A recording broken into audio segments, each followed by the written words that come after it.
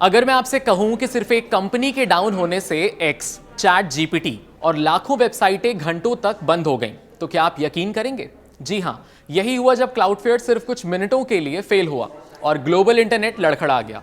मंगलवार की शाम करीब 5 बजे से रात 9 बजे तक एक्स, चैट जीपीटी और कैनवा जैसी 75 लाख वेबसाइट्स बंद रहीं। वजह क्लाउडफ्लेयर का डाउन होना। क्लाउडफ्लेयर है क्या और कैसे काम करता है, क्यों डाउन हुआ और क्या यूजर्स को फिक्र करना चाहिए? इसमें आप जानेंगे कि किस तरीके से ये सवाल अहम है। पहला सवाल ये है कि क्लाउडफ्लेयर क्या है और कैसे काम करता है। तो जवाब है कि इंटरनेट एक खुली सड़क की तरह है जहां कोई भी चल सकता है, अच्छे लोग भी, बुरी नीयत वाले लोग भी। बुरी नीयत से वेबसाइट्स पर खराब ट्रैफिक ना आ जाए, इसे रोकने के लिए सबसे ज्यादा इस्तेमाल होने वाला प्रोडक्ट है क्लाउडफ्लेयर। ये वेबसाइट्स को ज्यादा तेज, सेफ और भरोसेमंद बनाने में मदद करता है। वेबसाइट्स इसकी सर्विस लेती हैं।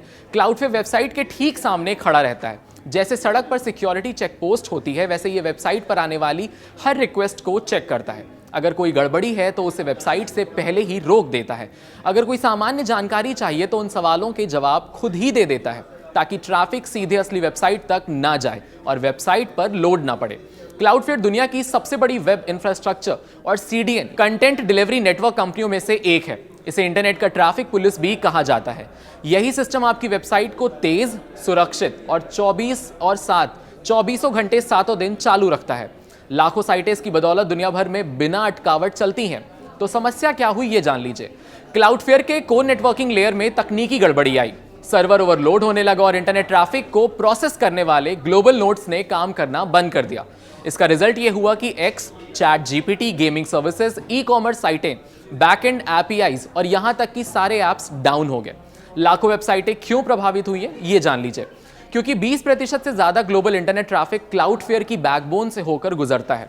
वैसे समझिए कि यूट्यूब बंद होने जैसा इंटरनेट शॉक हो गया। जिन कंपनियों के डीएनएस, सीडीएन और फायरवॉल या ऐप क्लाउडफ्लेयर पर डिपेंड करते हैं, वो एक साथ क्रैश हो गई। दूसरा सवाल यह है कि दुनिया भर की 75 लाख वेबसाइट्स डाउन होने में क्लाउडफ्लेयर का क्या रोल है? लगभग 4 घंटे तक आउटेज रहा और क्लाउडफ्लेयर ने ग्लोबल रीराउटिंग के सर्वर लोड बैलेंसिंग करके समस्या को ठीक किया।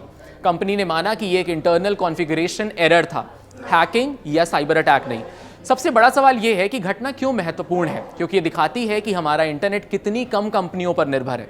एक छोटी तकनीक गलती भी दुनिया भर में डिजिटल अराजकता पैदा कर सकती है और इंटरनेट का फ्यूचर कितना फ्रेजाइल है।